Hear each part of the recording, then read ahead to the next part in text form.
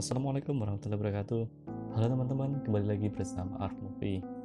Kali ini kami akan membahas sebuah film yang berjudul The Decline. Film trailer action yang disutradarai oleh Patrice Laliberte ini bercerita tentang sekelompok orang yang sudah mempersiapkan diri untuk menghadapi kekacauan dunia. Mereka memilih untuk tinggal di sebuah daerah terpencil dengan segala kemandiriannya. Dari mulai pangan yang menjadi kebutuhan pokok manusia, sampai dengan cara bertahan hidup bila suatu saat terjadi serangan dari luar. Sebagian orang menilai kelompok seperti ini adalah kumpulan orang yang paranoid, tetapi sebagian lainnya beranggapan bahwa kelompok orang seperti ini adalah kumpulan orang-orang yang bertindak preventif, di mana dunia memang terlihat sedang tidak baik-baik saja. Suatu hal yang wajar bila orang-orang seperti ini memilih jalan untuk bersiap. Apakah kekacauan dunia yang mereka khawatirkan benar-benar terjadi? Atau justru mereka yang membuat kekacauannya sendiri? Tanpa perlu berlama-lama lagi, mari kita mulai alur ceritanya.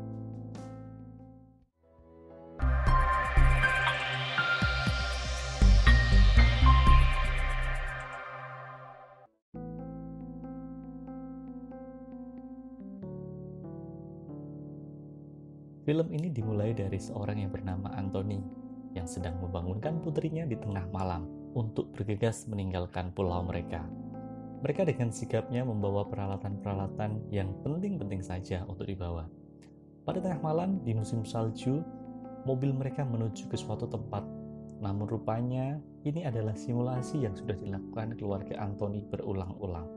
Mereka melakukan simulasi untuk bersiap bila mereka harus meninggalkan pulau dalam keadaan darurat. Selain keluarga Anthony, rupanya ada juga orang yang berpikir sama, yaitu Alain, seorang YouTuber yang dalam postingan video di channelnya membahas bagaimana cara bertahan hidup bila situasi dunia sudah di luar kendali. Dari video itu, Anthony akhirnya memutuskan untuk belajar langsung dari Alain. Dia menemui Alain di sebuah hutan. Alain ini membangun tempatnya di area seluas sekitar 500 hektar.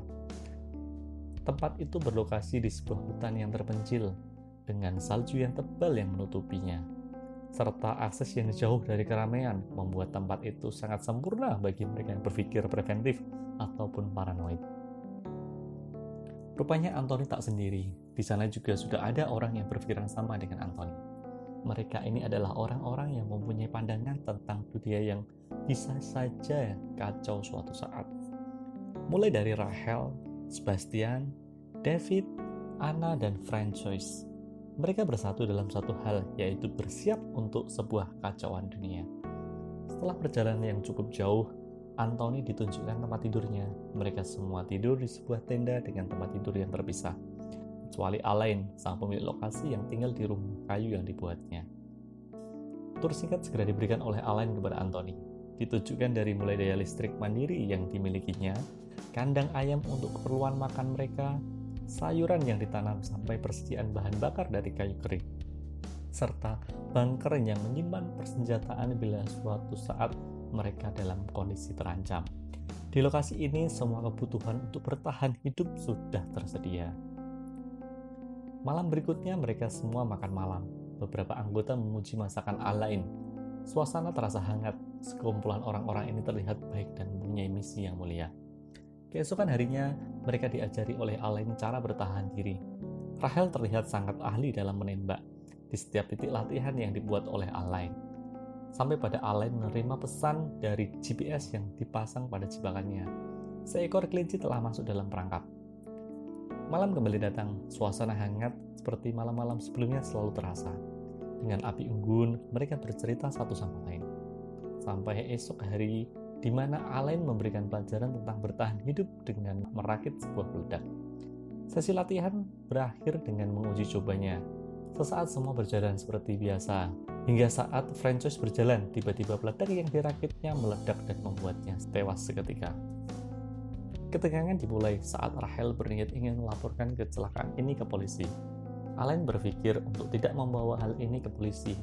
Alain tahu, bila kejadian ini diketahui oleh polisi, maka apa yang sudah dibangunnya bertahun-tahun akan sia-sia. Maka dia memilih untuk membakar mayat Franz saat semua tim bergegas untuk tidur. Seketika Rachel tidak terima atas tindakan Alain. Rachel menilai ini sudah kelewatan. Alain tidak berhak memperlakukan mayat Franz dengan cara dibakar. Karena hal ini, mereka berselisih pendapat. Tim akhirnya terbagi dua. Rachel, Anna, Anthony, dan Sebastian berniat akan meninggalkan lokasi itu, sementara David mendukung Alain. Karena perselisihan ini, Anna ditembak oleh Alain, sehingga tim yang lain akhirnya berlari. Namun naas, belum jauh dari lokasi, Sebastian terkena perangkap Alain yang dipasang untuk binatang. Sehingga tinggal Rachel dan Anthony yang tersisa. Dari kejadian yang menimpa Sebastian, Rachel dan Anthony kini berjalan hati-hati. Dia terus berjalan sampai dia menemukan bunker yang lebih tepat berbentuk kontainer yang telah diceritakan oleh Alain sebelumnya. Mereka membobolnya untuk mengambil senjata dan perbekalan. Rachel dan Anthony berhasil keluar dari lokasi. Mereka berjalan beriringan dengan selalu waspada. Mereka sadar orang yang dihadapinya adalah orang yang sangat menguasai daerah tersebut. Ditambah, di beberapa lokasi sudah dipasang jebakan. Rachel sempat terjatuh ke dalam lubang air yang retak saat mereka melintas di sebuah sungai. Sempat putus asa, namun akhirnya Anthony berhasil menarik tangan Rachel. Rachel sempat kedinginan sehingga Anthony harus menghangatkannya dulu sebelum mereka melakukan perjalanan. Setelah merasa cukup hangat, Rachel dan Anthony kembali berjalan, dan akhirnya mereka menemukan mobil Anthony yang telah diparkirnya saat pertama kali dia datang. Namun saat hendak menjalankan mobil, tiba-tiba mobil tidak bisa dijalankan. Kemudian dia mengecek, namun dari arah belakang, David menembak tepat mengenai Anthony. Rachel segera melakukan tembakan balasan, yang akhirnya dengan mudah David terbunuh. Dengan senjata yang dirampas dari David, Rachel akhirnya kembali ke rumah Alain untuk menuntut balas. Di dalam rumah, dia menemukan anak yang sudah tewas dan berlumur darah. Rachel marah dan akhirnya membakar kebun sayuran yang telah dibuat oleh Alain. Rupanya ini memang sengaja dilakukan oleh Rachel agar Alain menampakkan diri, agar dia bisa membunuhnya. Perkelahian pun terjadi saat Rachel berada di rumah Alain. Baku hantam saling mereka lakukan. Rupanya Alain cukup tangguh untuk melawan Rachel yang merupakan seorang mantan tentara. Hingga akhirnya perkelahian dimenangkan oleh Rachel, dan film pun selesai dengan Alain yang masih hidup dan dibawa oleh Rachel keluar dari lokasi. Sekian pembahasan film dari kami. Semoga teman-teman suka. Wassalamualaikum warahmatullahi wabarakatuh.